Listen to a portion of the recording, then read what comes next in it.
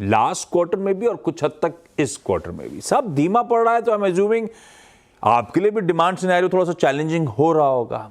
किस हद तक इस स्लोडाउन की मार, इस स्लोडाउन के चलते थोड़ा बहुत धीमापन आया है जिस क्वार्टर को हम रिव्यू कर रहे हैं, या करंट परिस्थिति कैसी है? सही कहा आपने आशीष। हम सब की कॉर्पोरेट इंडिया में हम सबको ये चिंता थी कि Q4 जो है वो कुछ धीमा जान पड़ रहा है। इकोनॉमिक ग्रोथ, जो जीडीपी की ग्रोथ है, वो कुछ धीमी होती नजर आ रही थी। और ऐसे समय जिसको अंग्रेजी में कहते हैं when the going gets tough, tough get going, हमारी जो टीम है उसने बहुत अच्छा काम किया है। एवरीडे ग्रेट एग्जीक्यूशन हमारा मंत्र रहा है, और मुझे लगता है उसके कारण हम लोग जो इंडस्ट्री की ग्रोथ रही है उससे ज्यादा ग्रोथ कर पाए हैं हमारे वॉल्यूम और टॉप लाइन में।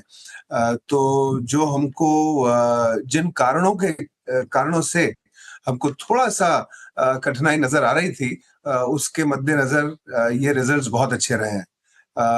जो क्वार्टर अभी शुरू हुआ है उसके परिप्रेक्ष्य में अगर आप बजट देखें तो मुझे लगता है कि मध्यम वर्ग को जो 1 लाख करोड़ का उपहार फाइनेंस मिनिस्ट्री ने दिया है, उसके चलते कंजम्पशन में ग्रोथ आनी चाहिए। इन्वेस्टमेंट जो सरकार ने करने का निश्चय किया है, जिसको कंसिस्टेंटली वो करेंगे टुवर्ड्स द विकसित भारत के कार्य के भारत को विकसित भारत बनाने के लिए जो काम होगा, उसके मद्देनजर मुझे लगता है कि आने वाले 2 quarters should be much better. We should start seeing a pickup in the consumption as well as the growth momentum. Industry से बेहतर ग्रोथ, वैसे ऑफ लेट कैस्ट्रॉल इंडिया ने मार्केट शेयर गेन्स करे थे, तो फिर अगर इस बार भी इंडस्ट्री से बेहतर ग्रोथ है तो और मार्केट शेयर आप बेहतर कर रहे होगे, कंसोलिडेट कर रहे होगे। कहाँ खड़ा है कैस्ट्रॉल इंडिया का मार्केट शेयर? और इसी का एक फॉलो अप भी बीच में था कि आप अपनी रीच को बढ़ाने की कोशिश कर रहे हो, उसमें रूरल इंडिया पे थोड़ा सा तवज्जो देने की कोशिश थी। कहाँ तक पहुंची वो रीच, कितना रूरल इंडिया से ट्रैक्शन आ रहा है? क्योंकि कैस्ट्रॉल आमतौर पे हम मान के चलते हैं प्रीमियम, तो फिर रूरल में इनरोड्स बनाने में कितना आसान रहा इस प्रीमियम टैग के साथ? बहुत अच्छा सवाल है आशीष जी। आपका जो परिचय है कैस्ट्रॉल से, वो एक प्रीमियम ब्रांड की तरह है, और कैस्ट्रॉल को अगर अपना प्रीमियम बनाए रखना है तो इनोवेशंस करते रहना पड़ेगा। पर पिछले साल एक बहुत महत्वपूर्ण निर्णय लिया मैनेजमेंट ने, वो ये था दैट कैस्ट्रॉल एसेंशियल रेंज को बाजार में उतारा जाए। और एसेंशियल रेंज जो है उसने कैस्ट्रॉल को बहुत अफोर्डेबल बना दिया। लोग उसको जिन लोगों को लगता था कि कैस्ट्रॉल बहुत प्रीमियम है, हम उसको खरीद नहीं पा रहे हैं, बहुत प्रीमियम प्रोडक्ट है, ऐसे रेंज को भी हमने इंट्रोड्यूस किया एसेंशियल के सब ब्रांड के अंतर्गत, और उसकी अवेलेबिलिटी हमने बहुत अच्छी तरीके से बढ़ाई।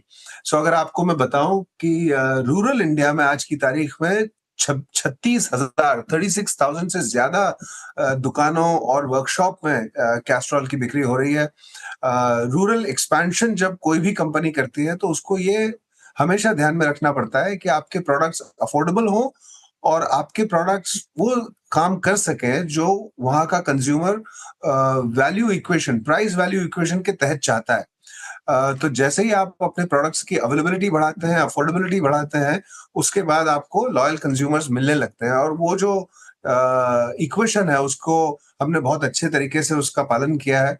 और इसके कारण मुझे गर्व होता है कहने में कि हमारी रूरल आउटरीच जो पिछले साल हमने डिसाइड की थी, उसमें कार्य बहुत अच्छा हुआ है, और rural has been able to grow in double digits.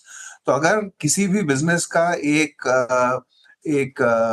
Part आपको डबल डिजिट ग्रोथ दे सके इन अ सस्टेनेबल मैनर, तो वो आपको एक अच्छा एक टेल विंड की तरह बिजनेस को मिलता है।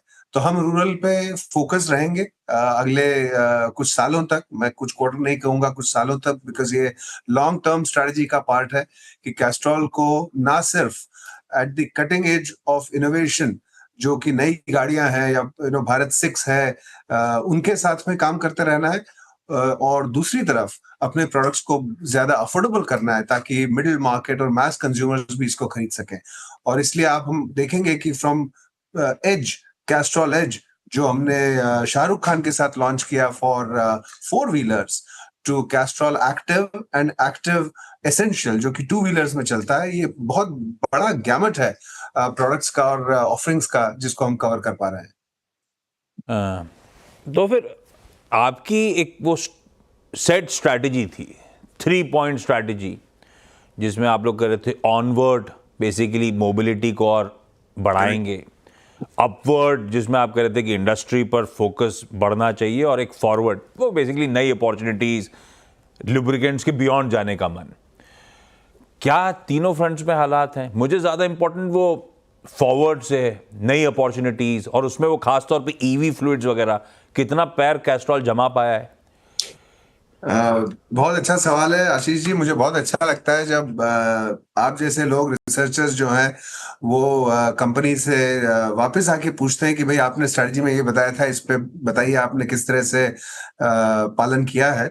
तो ऑनवर्ड जो है वो कोर ऑफ द बिजनेस है, और कोर ऑफ द बिजनेस पे हमेशा कार्य होता रहना चाहिए, एवरीडे ग्रेट एग्जीक्यूशन होता रहना चाहिए, ताकि वो आपको फ्यूल दे सके आगे इनोवेशन और बढ़ाने के लिए कामकाज को। जो हमारी अपवर्ड और फॉरवर्ड स्ट्रेटजी थी, उसमें इंडस्ट्रियल जो है वो बहुत खास हिस्सा है हमारा, बिकॉज हमें लगता है कि इंडस्ट्रियल एक ऐसा सेक्टर है जहां पे कैस्ट्रॉल भूतकाल में काफी अंडर रिप्रेजेंटेड रहा है। क्योंकि जब आप ऑटोमोटिव देखते हैं तो कैस्ट्रॉल आपको हर जगह मिलेगा, मार्केट लीडरशिप है। आप ट्रक्स देखिए या कार्स देखिए या टू व्हीलर्स देखिए, हर जगह आपको कैस्ट्रॉल की लीडरशिप, विजिबल लीडरशिप दिखेगी। जबकि इंडस्ट्रियल में ऐसा नहीं था। हम लोगों ने पिछले 1 साल में डबल डिजिट ग्रोथ इंडस्ट्रियल में की है। Not just lubricants but also metal working fluids. उसके अलावा एक बहुत शानदार रस्टिलो रेंज ऑफ प्रोडक्ट्स हमने इंट्रोड्यूस किया है, सॉल्यूबल्स इंट्रोड्यूस किए हैं, और नए नए सेक्टर्स में इन सबका एप्लीकेशन हमने खोजा है, इसलिए कस्टमर एक्विजिशन अच्छा हुआ है। और उसके कारण जो ऑनवर्ड और फॉरवर्ड या फॉरवर्ड और अपवर्ड स्ट्रेटजी उस पे इम्प्लीमेंटेशन अच्छा हुआ है। अच्छा केदार सर, एक मेरे पास समय कम है। कैलेंडर ईयर इस साल आय में 5-6% का उछाल, मुनाफा करीब 7% उछला। पिछले सालों का CAGR देखूं तो इसी तरह की रन रेट नजर आता है। तो हम रिटेल जो देखते हैं ऐसा लगता है एनेमिक सी ग्रोथ है, बड़ी ठंडी सी 5-10% सिंगल डिजिट ग्रोथ है। ये इंडस्ट्री ऐसी ही होती है या हम धीमे पड़े रहते हैं? ये इंडस्ट्री आमतौर पे ऐसी ग्रो करती है क्या? नहीं, ठीक बात है आपकी। देखिए, ये बहुत स्टेबल इंडस्ट्री है, राइट। इसमें डिसरप्शंस जो होंगे वो सिर्फ तब होंगे जब एक बड़ा जो सेक्टर है ऑटोमोटिव, उसमें जब नई मशीनें आती हैं या नए पोल्यूशन नॉर्म्स का इंट्रोडक्शन होता है, तब इंडस्ट्री में बहुत बदलाव आता है। तो ये बड़ी स्टेबल इंडस्ट्री है, और ग्रोथ का जो एस्पेक्ट है वो इसलिए आपको कम दिखता है क्योंकि हम सबको नई जो गाड़ियां बिकती हैं वो दिखाई देती हैं कि भाई 4 मिलियन नई गाड़ियां बिक रही हैं, मगर नेट वो 4 मिलियन नई कार जो हैं वो 45 मिलियन, 4.5 करोड़ जो गाड़ियां हैं उसमें से कुछ गाड़ियां रिटायर होती हैं।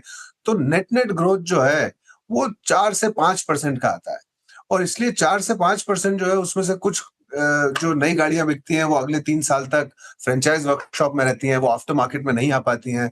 तो इंडस्ट्री की जो ग्रोथ है, नीलसन की तरह की जो एजेंसियां हैं वो हमको आके बताती हैं कि भाई 3